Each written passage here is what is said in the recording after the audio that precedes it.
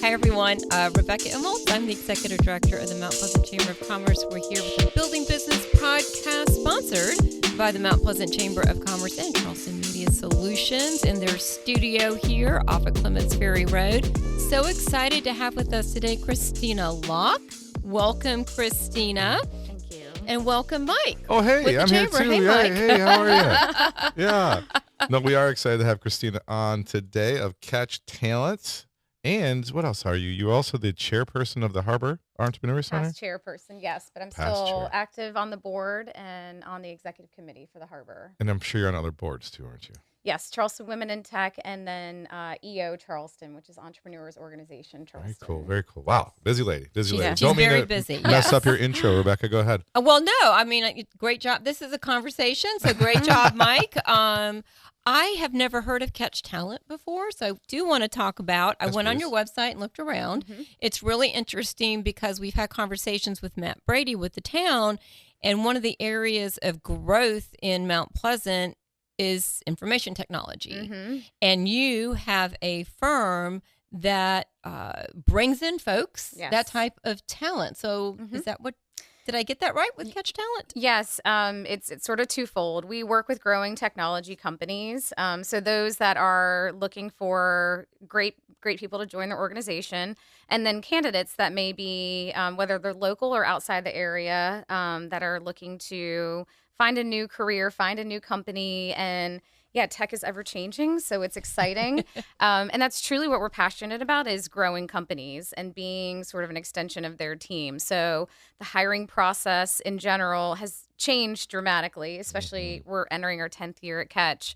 10 years. Yes. Oh it'll be my goodness. 10 years. Congratulations. Thank you. Yes. It's Wow. What was it that's like 10 years amazing. ago when you were starting off? So, very different landscape, of course. I think that, so I came, we incubated Catch at a software company, actually right down the road, called Sparc, which was acquired in 2015 by Booz Allen. And whenever there's an acquisition, it's sort of like this cascading effect that other individuals want to start their own company. They saw the sort of journey, and that's really what inspired me to launch Catch. I saw a gap in the market. There was a true gap in terms of recruiters that had been on both sides. So I've been agency and internal, and so understanding the business behind recruiting.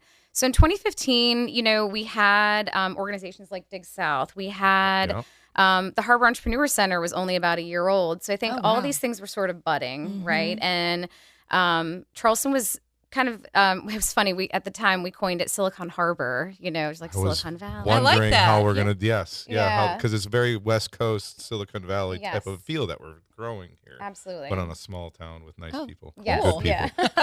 Exactly. Nothing against the West Coasters. Oh, well, whatever. Yeah, exactly. And so I think there was like this sort of rippling, right? Blackbaud was always a staple here, but we were seeing more VCs and PCs take notice, PEs, I should say, of the area, and actually the biggest movement that we saw was COVID. We had so many folks move from Chicago or New York or Boston, and they just didn't want that sort of lifestyle anymore. And so moving here, we've launched, HQ2, as we like to say. So if a company was based in Boston and they wanted to incubate a group of 30 or 40 people, they did it here in Charleston. So I think that's the biggest shift that we've seen. That's really cool. That is very cool. I did not know that. Yeah, we wouldn't know that, right? Unless we talk to professionals that are in this field. That's why we do these podcasts. We learn something new. I love it. Anyways, good job, Christina. Thank you. Yeah, the episode's over. No, I have not had all my work is questions done. answered. I know, Rebecca. I know. I'm just kidding. As a female entrepreneur, that makes you unique. There are challenges I think that women face. Yes. What are some of the challenges? How obviously you've successfully addressed them, but talk about your journey through that. Yeah, I think that absolutely, females face different challenges. I mean, being an entrepreneur in general is a very hard and lonely journey a lot of times. And I'll talk about that a little bit, of why the Harbor's been such a amazing support system for not only myself, but those that have gone through the Harbor Entrepreneur Center. I wish I'd found it earlier, actually.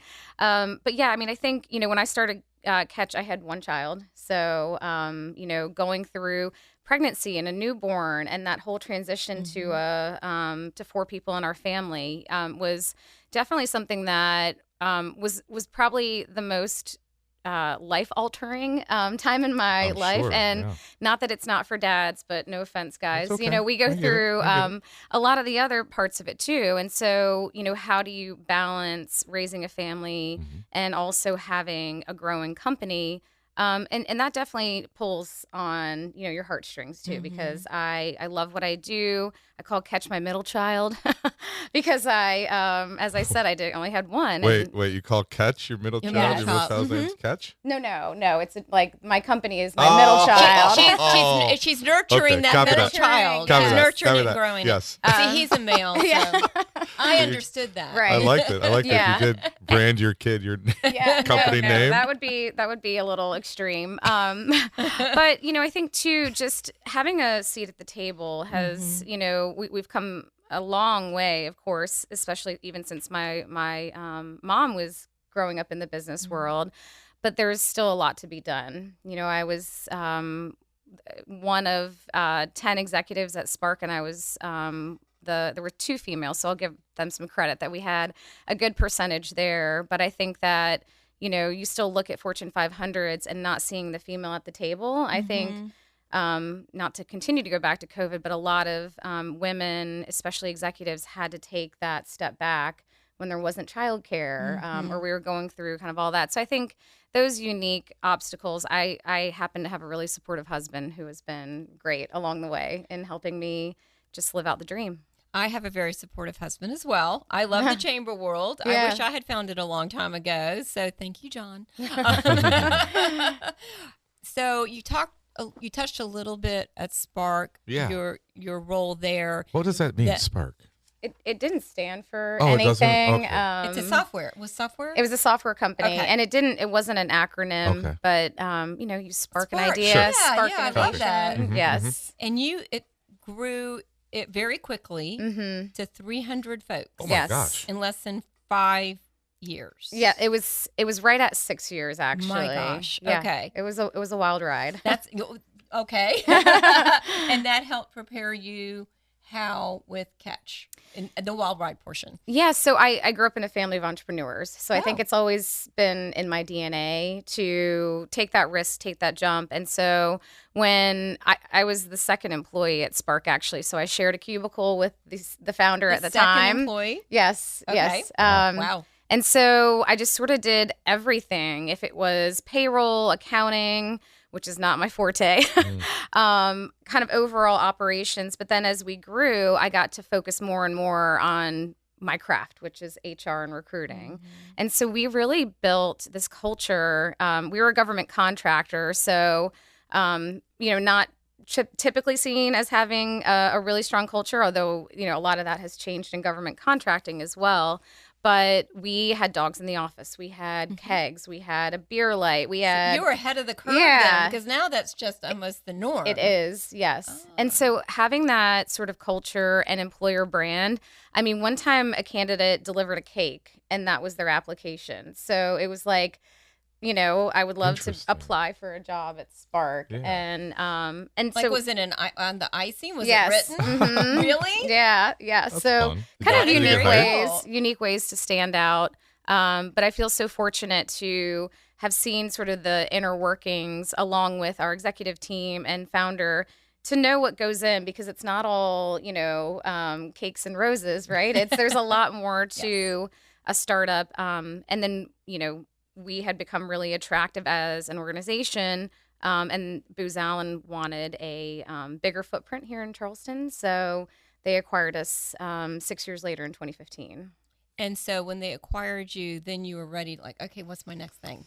Yeah, I was honestly not sure at the Okay. time. And it was very emotional for me, especially driving out of the parking lot the last time, Oh my because goodness, I had yeah. built this company. I absolutely loved what I did. I mean, the quote, if you love what you do, you never work a day in your life. It Yes. felt like that every day walking into Sparc. And so I had a lot of mentors around me that said, if you ever started a recruiting firm, you would just crush it. It would be, everyone would want to replicate what you did while we were at Sparc, essentially. That's So, awesome. it was definitely one of those moments. And actually my father, who is an entrepreneur, was like, don't you want to like take some time and, just be, with your son? And I don't know, I just had this momentum and feeling that like you got to strike while the iron's hot. So we took all of 3 days off and 3 days launched Catch. Yes, I took a Friday off and launched Catch on Monday. In retrospect, I probably should have at least taken a week. Like, but give yourself a week somewhere. Go to Hawaii I know, or something.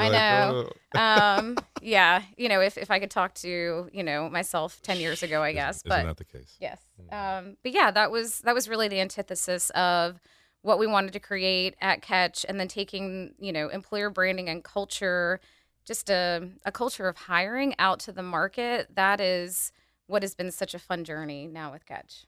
So what are tips for acquiring top talent, and then almost more importantly, keeping them? Yes. Right. Yes. Retention, turnover is a huge expense. So I know. Yeah. Yes. So everyone, you can claim that you're great at recruiting as an organization, but if you're not retaining your talent, then that can be devastating. And also candidates talk, right? Like, hey, have you heard of this company? What's it like to work there? True. And so candidates have become very savvy that they're now doing the research, whether it's Glassdoor or Glassdoor, people that they know. If I'm at a barbecue and I know someone, it's a very small market. It's like, what is it like to work at Catch? And I'm hopefully my employees say that it's a great place and fair leadership and all those sort of things. But yeah, in terms of recruiting and retaining talent, I mean, it's very unique to every organization. And I found that it shouldn't be coming from me. So we do a lot of active polling of our employees.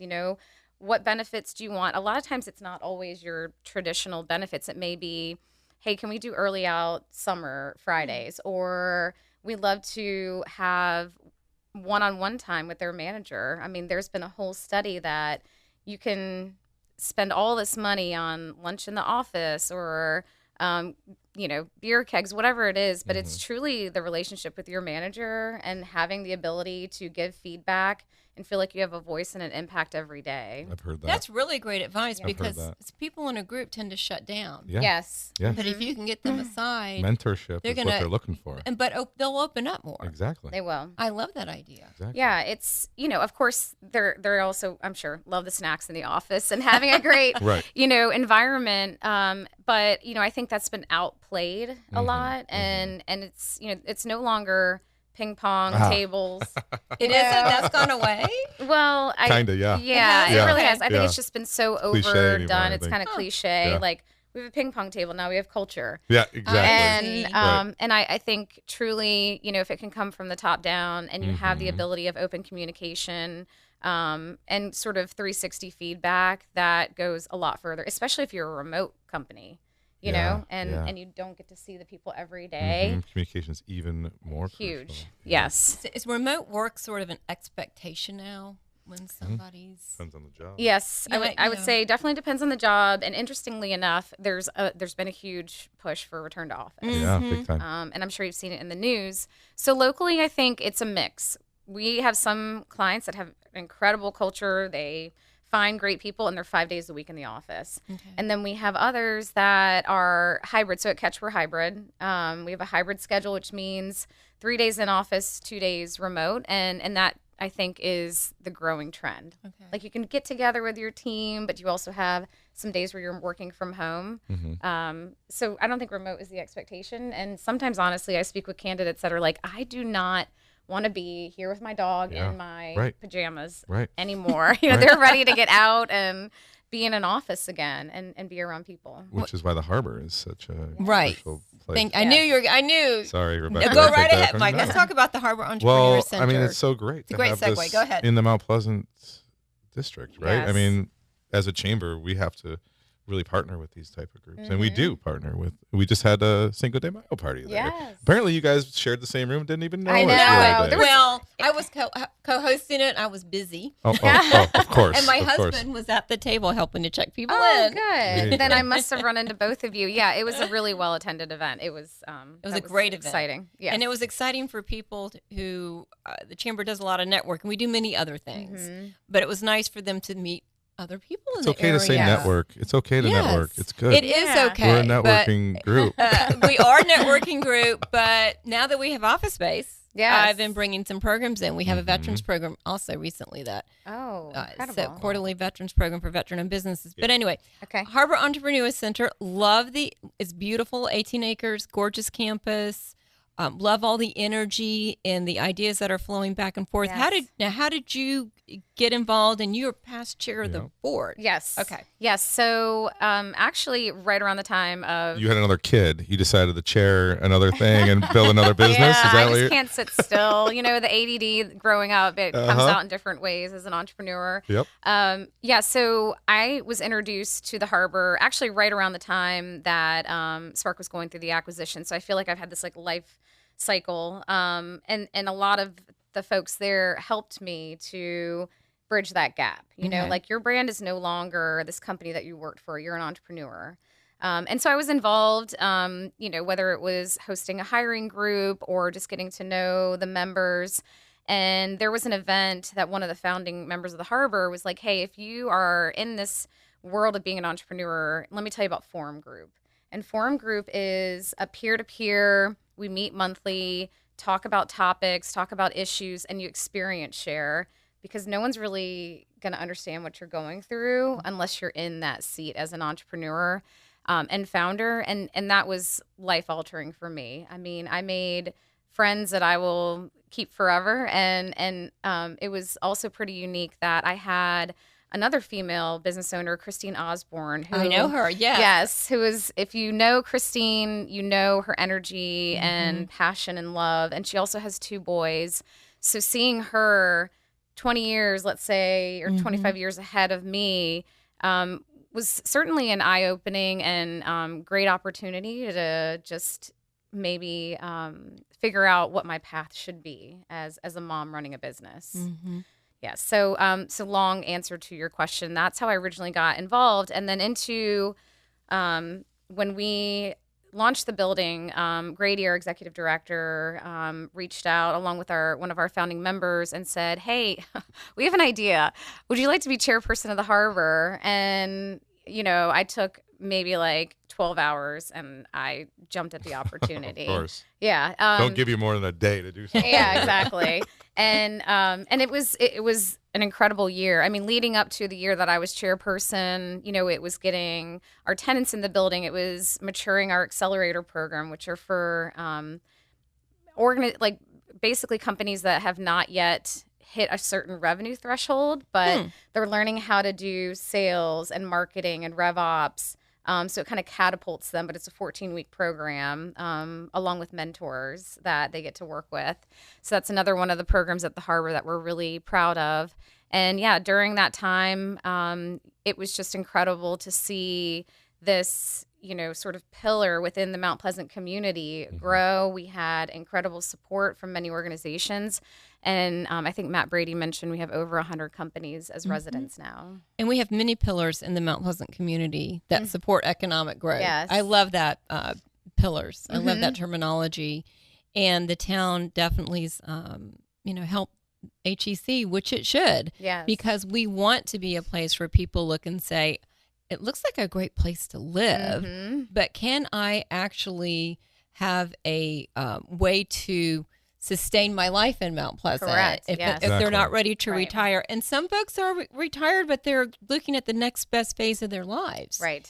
They come here and they're like, okay, now I'm ready to follow my passion that I was always interested in. So the Harbor Entrepreneur Center is a great way for them to get started. Yes, I would agree. It really is. And I've heard Mount Pleasant be described. Actually, Stanfield Gray said this to me in his podcast episode. It was Mount Pleasant is more of a BYOJ market.